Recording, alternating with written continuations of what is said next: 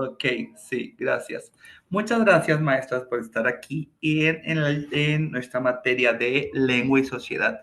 Y es que propiamente vamos nosotros a hablar dentro de la materia, vamos a hablar de las representaciones sociales, ¿ok?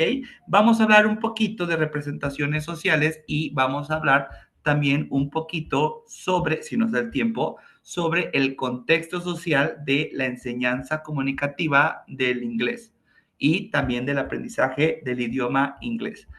¿Vale? A ver, vamos a empezar, porque esto es mole de olla y no les quiero quitar mucho tiempo.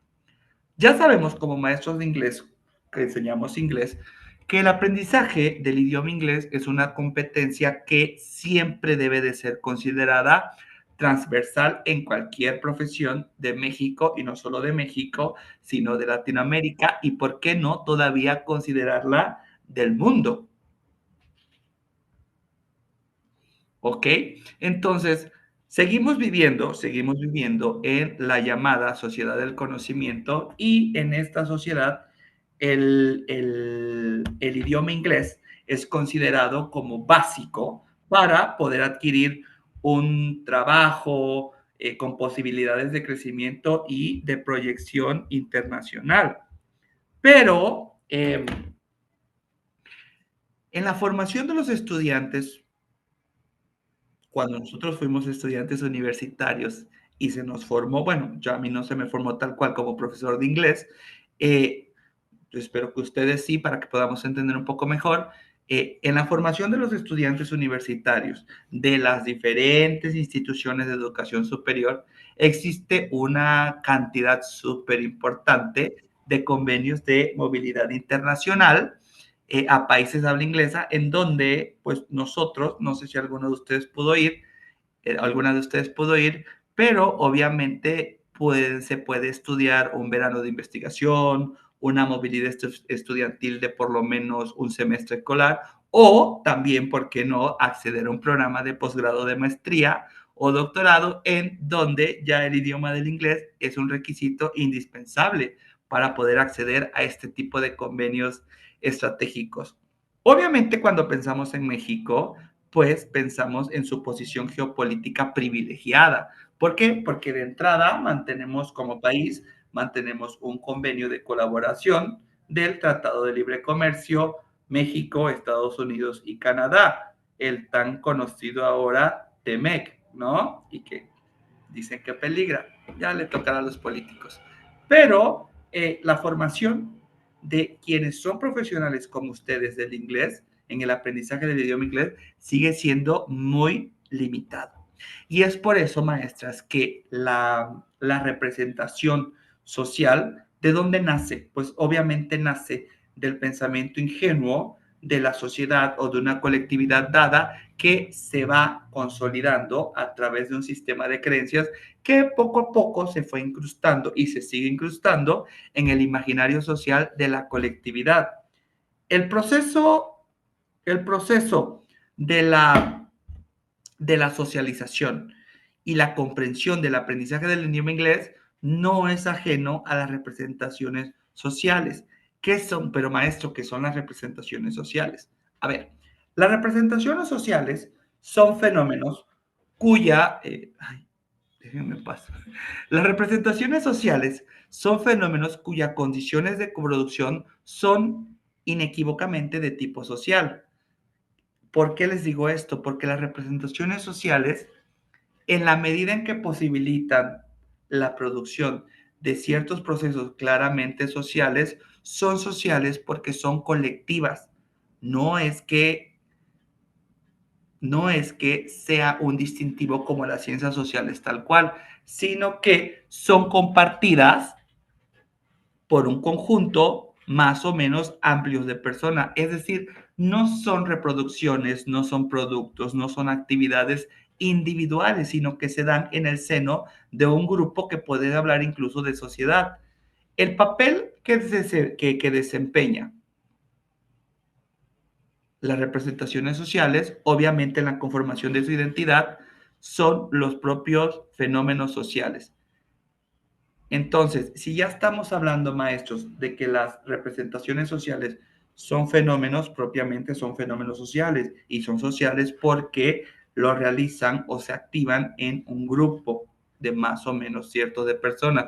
¿Qué son entonces, maestro? Porque no me queda claro. A ver, las representaciones sociales entonces son sistemas cognitivos en los que es posible reconocer la presencia de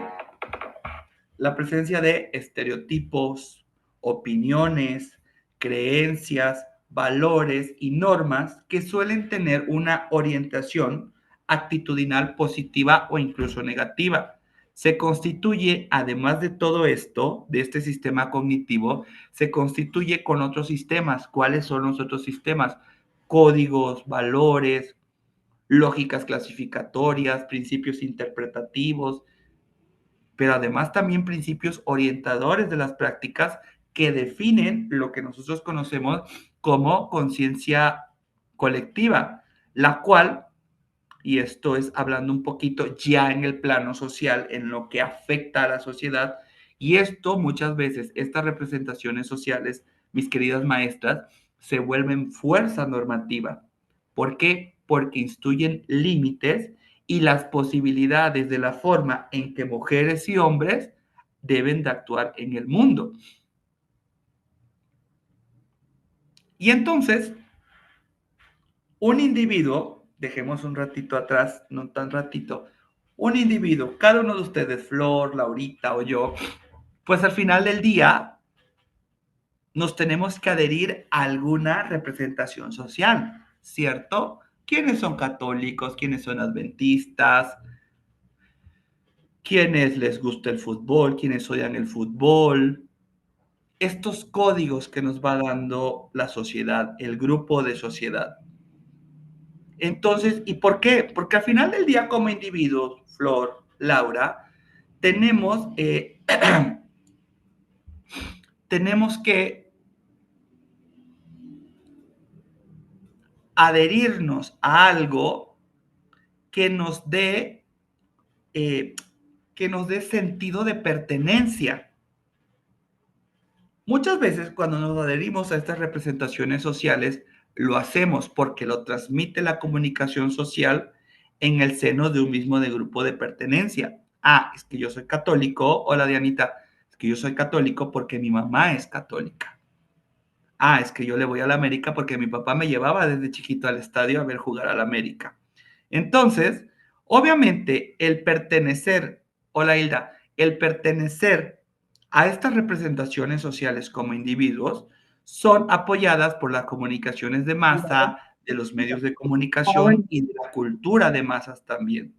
Esta base, esto que les digo, que al final del día el individuo debe de tener un sentido de pertenencia, sirve como referente para que nosotros podamos tomar posiciones argumentadas, justificadas por las representaciones de los individuos que se deducen personalmente o se construyen a partir de ese fondo común en función de su inscripción social, aparte donde yo me sienta bien, porque claro, esto de las representaciones sociales cambia conforme vamos creciendo. Estas representaciones sociales, ¿qué van a permitir? Van a permitir dar cuenta del proceso de, lo que les decía yo, circulación, pero también de apropiación del conjunto de imágenes, valores, actitudes y saberes que estructuran y dan forma al sentido común de las cosas, con lo que se puede brindar, hola Will, una caracterización simbólica heterogénea de una sociedad ya estudiada. Cierto es que en un principio yo pertenecía a tal representación social, a tal grupo social, pero claro, me instruí, me llené de conocimiento y ahora soy una persona estudiada y así las representaciones sociales reconocen, maestros, el hecho de que el conocimiento, y esto nos queda claro, el conocimiento no es privado, el conocimiento es social desde sus orígenes y no solo es producto de una cognición individual. No, no, no, no, no. Y esto se debe a que la relación epistemológica que tienen las personas con un objeto, con una cosa o con una idea incluso, se define y es mediada por aquello que es más relevante para la persona. ¿A quién le conviene estar en contra de la mayoría? Díganmelo, en un sentido social, a nadie. ¿O a quién le conviene ir contra la corriente? A nadie. Y recuerden, el ser humano es un ser, es un sum politicum, es un ser político por naturaleza, tiende a relacionarse con los demás. Entonces, este grupo, por medio de su sistema de representación implícita en un discurso que ya te maneje y en sus actos de comunicación, es lo que se convierte en la base con la cual el individuo articula el pensamiento que le ayuda a comprender y a interactuar con el mundo. Y hay dos procesos fundamentales en donde se elaboran estas representaciones sociales. Ya voy para el inglés. Hola, Abraham, ya te agregaste también, porque va a decir Ana Laura y va a decir Flor, profe anda hablando de puro contexto social, no voy para allá. Las representaciones sociales se elaboran a través de dos procesos fundamentales, la objetivación y el anclaje. Vamos a hablar primero de la objetivación. En la objetivación, obviamente, se concreta, se hace tangible el objeto de representación, lo que me está significando esa representación social del por qué yo voy a seguir ese camino o me voy a adherir a esa representación social. ¿Qué quiero decir? Una representación, y esto es a todos los niveles, se objetiva cuando una noción, una idea, un concepto abstracta, se materializa. ¿Por qué yo decidí pasar de ser católico a ser adventista? ¿O por qué ahora prefiero más la ideología budista? Ese concepto en donde yo no encontraba paz, tal vez, o no me sentía yo completamente ahí cuando se materializa, la objetivación, maestros, lleva a ser real un esquema conceptual, a duplicar una imagen con una contrapartida material. Ah, no lo encontré en la religión católica, me lo dio la filosofía budista. Y con eso queda claro la objetivación.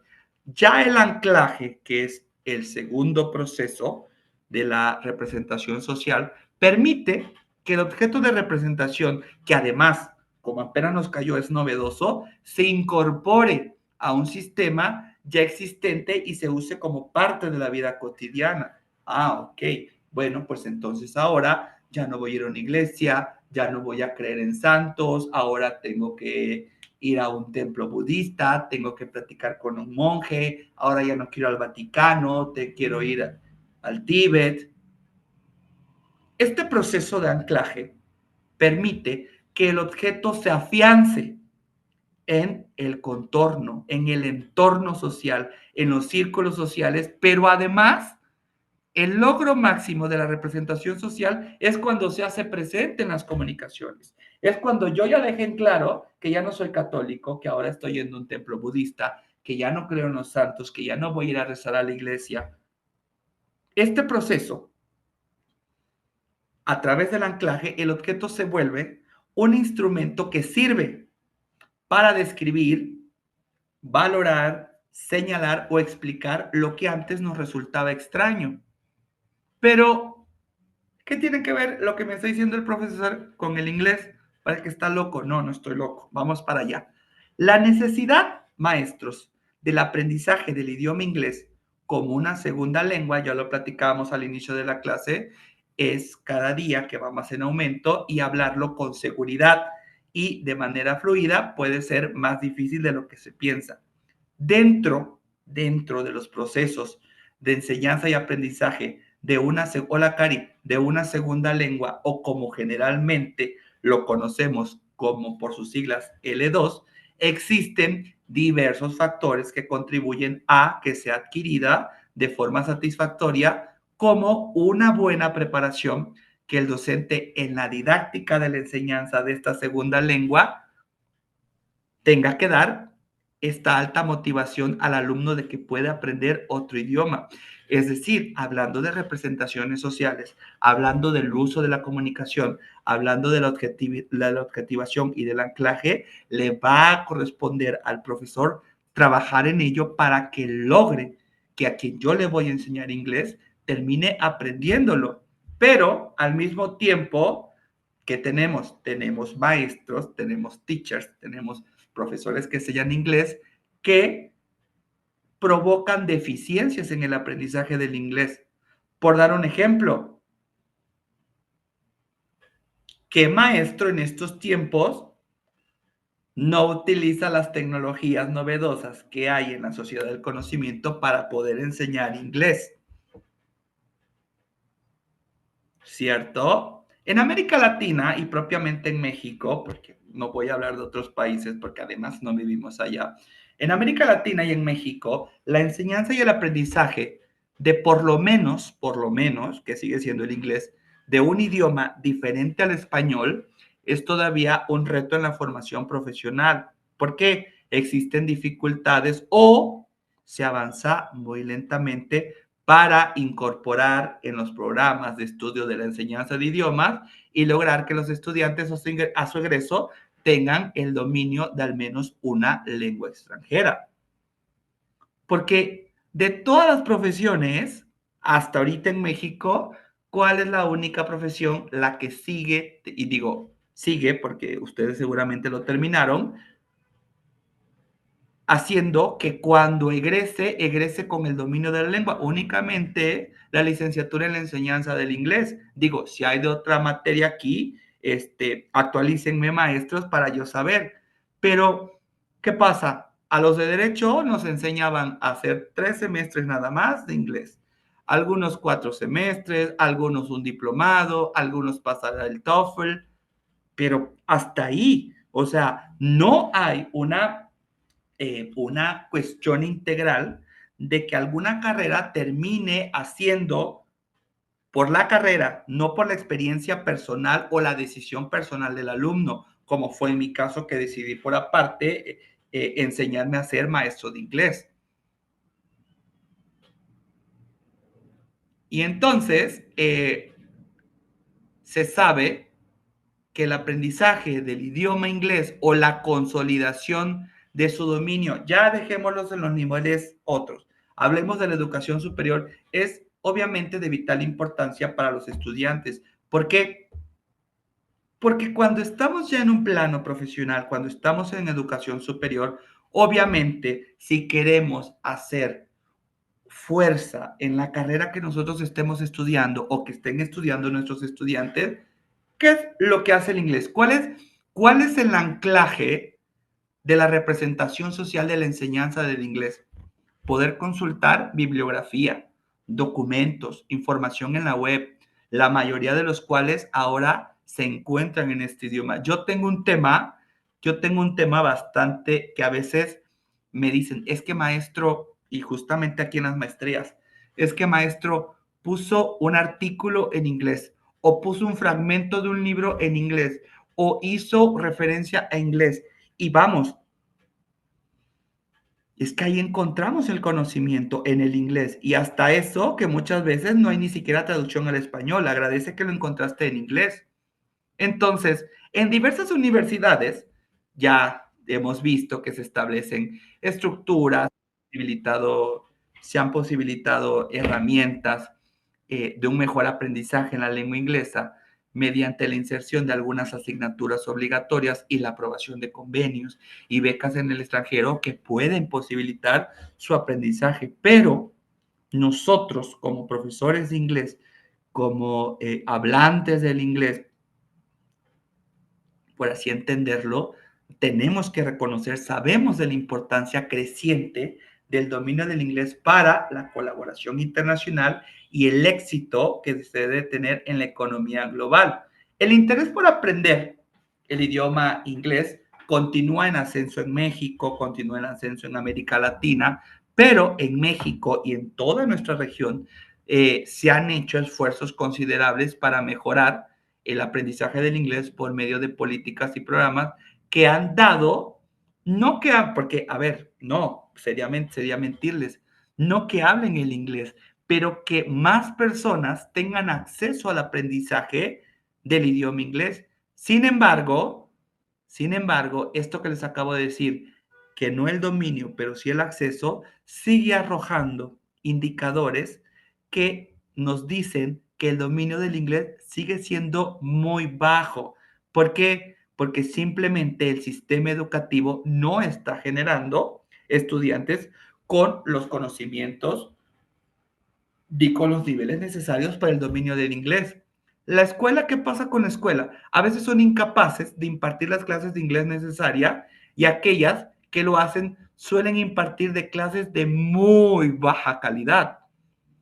Y esto muchas veces nos encontramos y voy a ser sincero, en el tiempo que yo estuve en Chiapas, que yo enseñaba en inglés, yo fui muy claro cuando a mí me ofrecían cursos que exigían una profesionalidad en donde yo decía, a ver, es que entonces no me pongas a mí, porque yo soy teacher, enseño inglés, pero daba yo el lugar a ustedes, a los profesionales tal cual de la enseñanza del inglés. Y es que al menos uno es consciente, pero ahora imagínense que el que sabe hablar inglés y que le dicen que como sabe hablar inglés, que puede dar clases, ahí les encargo, si no tienen la pedagogía, la didáctica para poder enseñar en inglés como se debe. Es una vergüenza, pero en México sigue pasando de una manera increíble.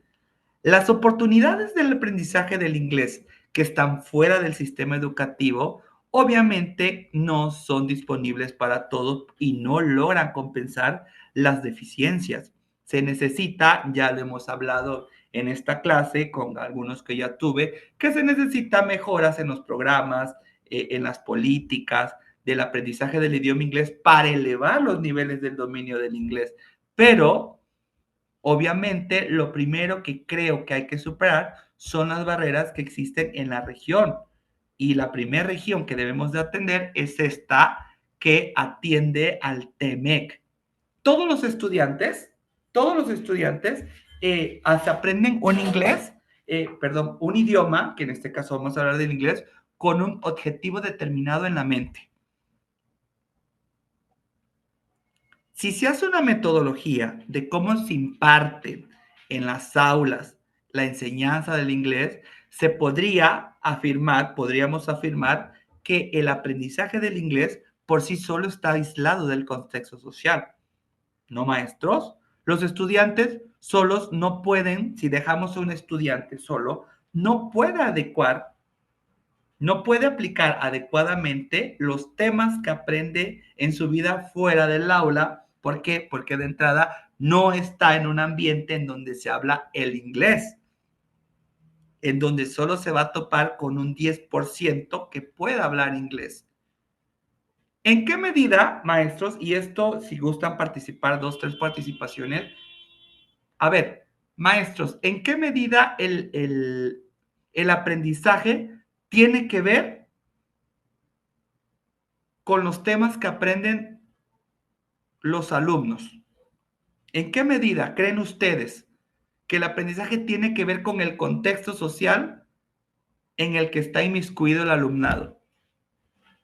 Una consideración que ustedes tengan, que me puedan dar un porcentaje, que ustedes me digan, no, maestro, es que mi alumno tal vez está un 30% por esto y esto y esto y esto.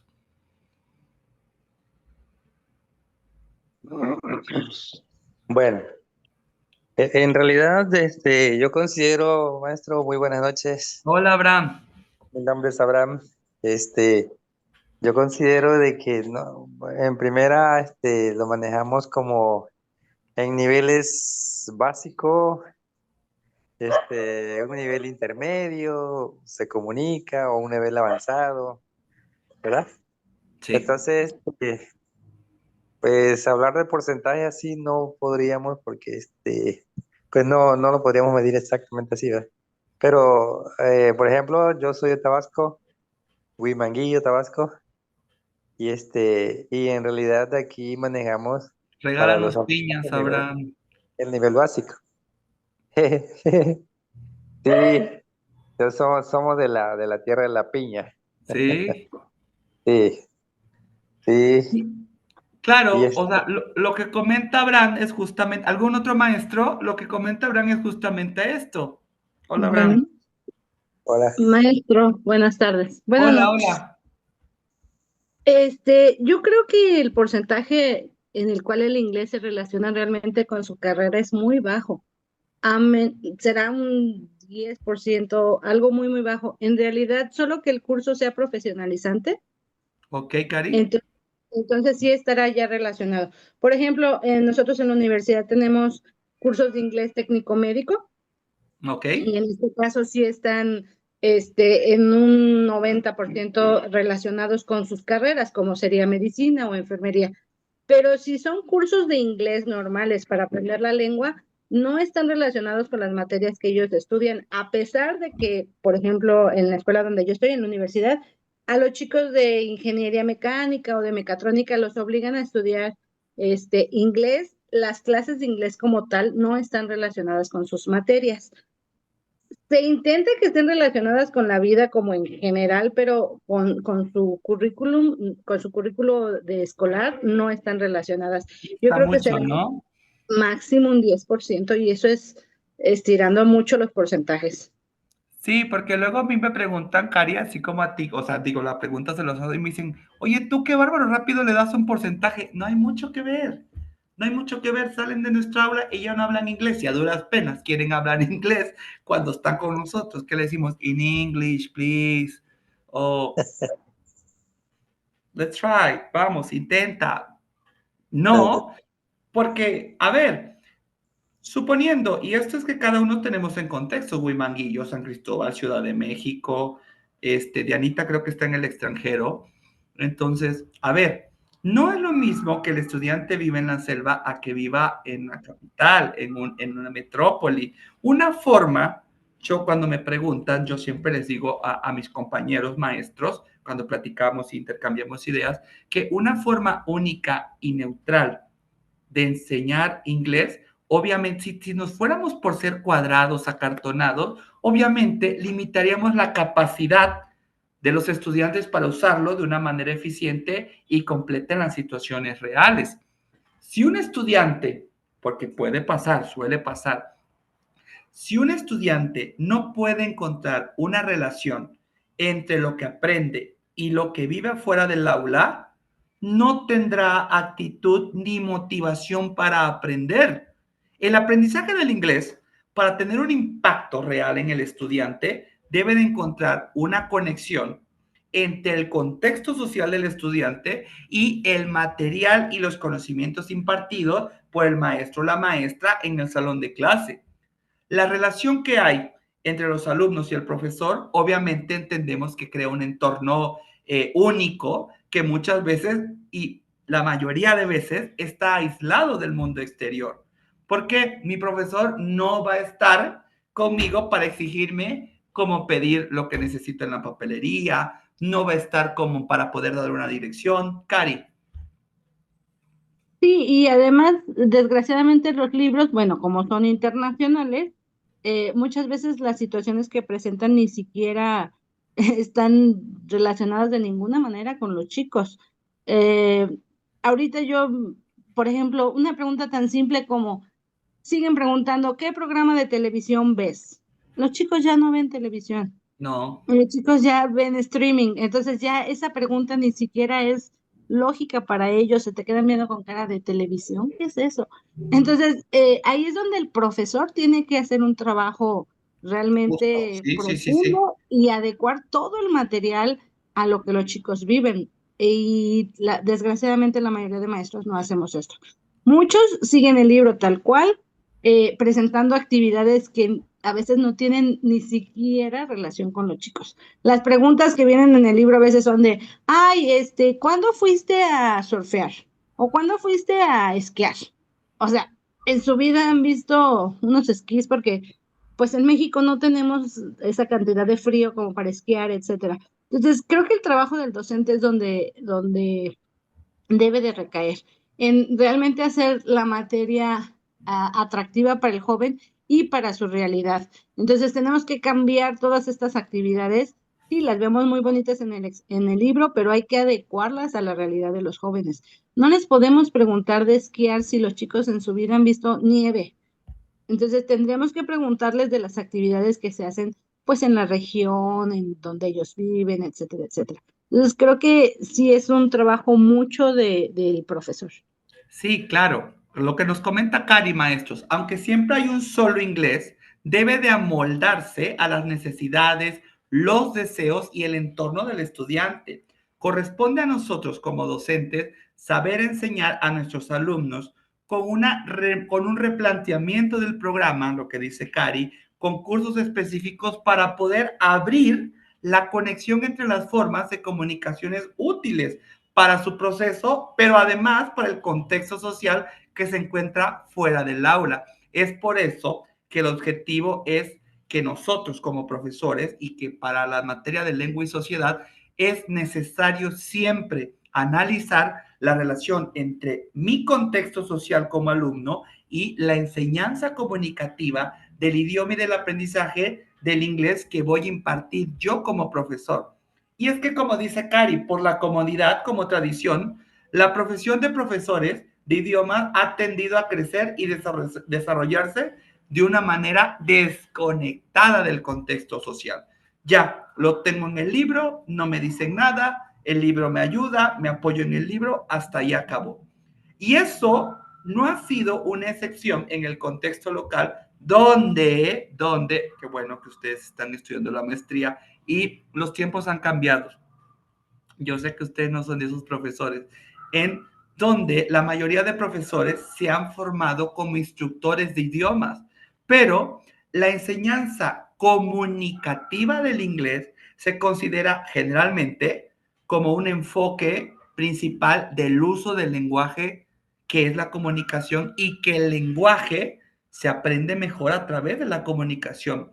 ¿Cuál es la meta primordial o cuál tiene que ser nuestra meta primordial? Que nuestro alumnado mejore su competencia comunicativa o simplemente su capacidad comunicativa. En otras palabras, maestros, nuestro objetivo tiene que ser que hay que hacer que el estudiante de sus situaciones de la vida real pueda hablar el inglés por la necesidad de así comunicarlo y requerirlo. La comunicación, si queremos definirlo para esta clase, la comunicación es un conjunto de principios unificados, pero de base amplia y teóricamente bien informados sobre la naturaleza del lenguaje, del aprendizaje y de la enseñanza del lenguaje. Pero no solo tenemos que quedarnos ahí, porque al final del día tenemos un aula, ¿no? Tenemos un espacio donde enseñamos inglés. Entonces, los objetivos del aula, ¿en dónde se tienen que centrar? Los objetivos del aula se tienen que centrar en todos los componentes. ¿Cuáles son, maestros? Gramaticales, discursivos, funcionales, sociolingüísticos, pero también estratégicos, de la competencia comunicativa. Las metas, por lo tanto, de Hilda, de Abraham, de Diana, de Cari, de Laurita, de Karen, de Wilson, vamos, tiene que ser entrelazar los aspectos organizativos del lenguaje con los pragmáticos. Las actividades, ¿y qué quiero decir con esto? Ay, es que este maestro, qué bárbaro. Bueno, quiero decir con esto que las actividades que ocurren dentro del aula, ya les decía yo, deben de tener un vínculo con el mundo exterior, pero también no solo con eso, agreguen esto. Las actividades que nosotros desarrollemos en el aula tienen que tener un vínculo con el mundo exterior, pero también con las metas personales y motivacionales de los estudiantes. Además, lo que nos decía Cari, el proceso de aprendizaje no solo es cubrir lo que nos marca el material, lo que nos marca el programa. No, caramba, tiene que ser significativo para los estudiantes. ¿Qué podemos sugerir? Y esto creo que es un objetivo común. Los maestros tenemos que ayudar a los alumnos a sentirse motivados a trabajar con el idioma. ¿Por qué? Maestros, y esto también nos pasó a nosotros. ¿Cómo aprendimos el inglés? Nosotros lo aprendimos a través de la prueba y el error. Pero también hay algo que siempre hablo con mis maestros de esta materia en la cuestión de sociolingüística. Tenemos que hacer cuenta y referencia de la cuestión intercultural. ¿Por qué? Y se los voy a decir. Porque ningún método actual puede ser único e invariablemente bueno. Creo que contigo, Cari, hablamos, ya tuvimos una materia sobre los métodos, ¿no? Y con Laurita, creo que sí, sobre los métodos. Entonces, sí, ya recordé que sí. ¿Por Sí, ya qué? tuvimos, perdón, no podía abrir mi micrófono. ¿Mandé? No podía abrir mi micrófono, perdón. Sí, maestro, ya tuvimos una. Sí, de los métodos, ¿verdad? Sí, que fue bastante interesante y que nos faltó tiempo. Y justamente, hablando un poquito estos de los métodos, Cari, con quienes ya tuvimos esa materia, se me viene, ojalá la tengamos también con los demás maestros nuevos, se me vino aquí el tema también del concepto y del sistema universal del lenguaje auténtico, del AU, como lo conocemos por sus siglas en español. El AU juega un papel súper integral en la enseñanza del inglés. ¿Por qué? Porque el AU, que es el lenguaje, el lenguaje auténtico, tenemos que tener mucho cuidado porque justamente en los métodos para aplicarlo, lo vamos a ver más adelante, no me quiero meter mucho, para lograr un resultado significativo entre los estudiantes. ¿Por qué? Porque lo que hace el lenguaje auténtico es no usar solo un método, sino tener una cuestión mixta de métodos dependiendo de las necesidades y de lo que piden, porque muchas veces lo piden, pero muchas veces también presentan esas necesidades. Entonces, ¿con qué se desarrolla mucho? Y para que presten atención, el lenguaje auténtico. El lenguaje auténtico lo que nos exige a nosotros como maestros es que nuestros alumnos tengan la capacidad comunicativa para desarrollar la fluidez de poder comunicarse en inglés. Pero dice que para que se pueda tener la fluidez, la enseñanza y los métodos tienen que aplicarse en un contexto social específico en donde coloque en una posición de necesidad a los alumnos. ¿Y cómo lo vamos a lograr? Tenemos que manipular el sistema, seleccionar las formas de un texto coherente, pero que también este texto coherente cumpla con objetivos y se ajusten a las restricciones de la comunicación. ¿Qué quiero decir con esto? La competencia comunicativa, maestros, es la capacidad de crear y poner un texto coherente, lo que dice Cari, ¿cómo les voy a hablar de nieve si no hay nieve aquí? Un texto coherente que sea apropiado para una situación dada dentro de un entorno social.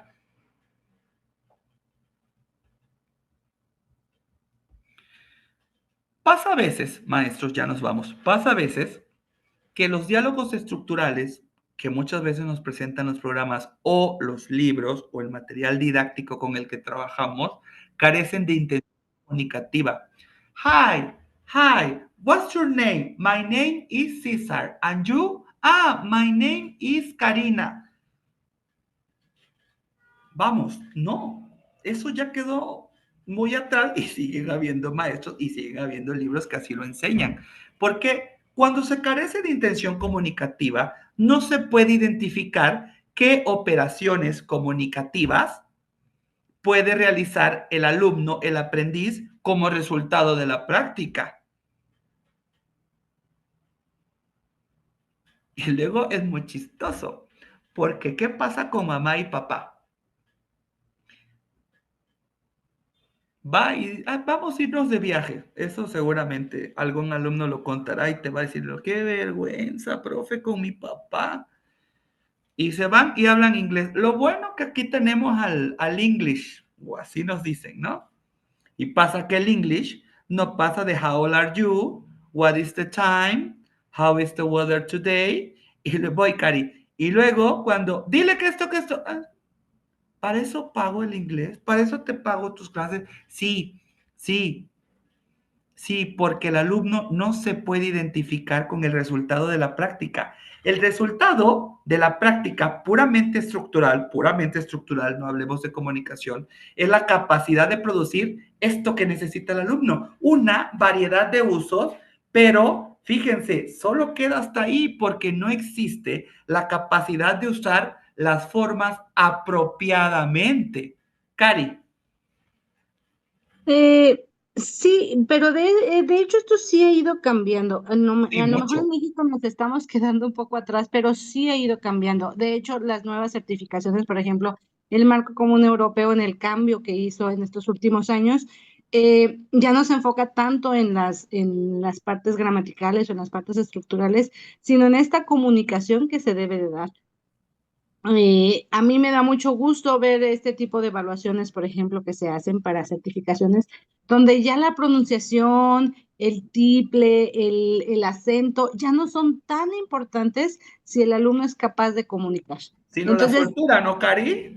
sí, claro, si el alumno es capaz de comunicar aunque tenga errores, pero logra traspasar esta barrera y llevar sus ideas al otro, ya se está tomando en cuenta y creo que eso es muy bueno.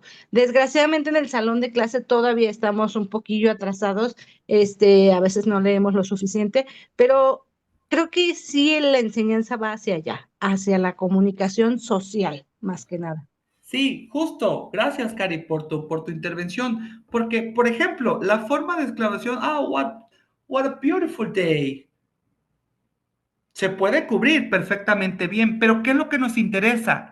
¿Cuál es el interés? Lo que nos dice Cari. El interés está en la forma y no en cuándo y dónde usarlo o qué logras al usarlo.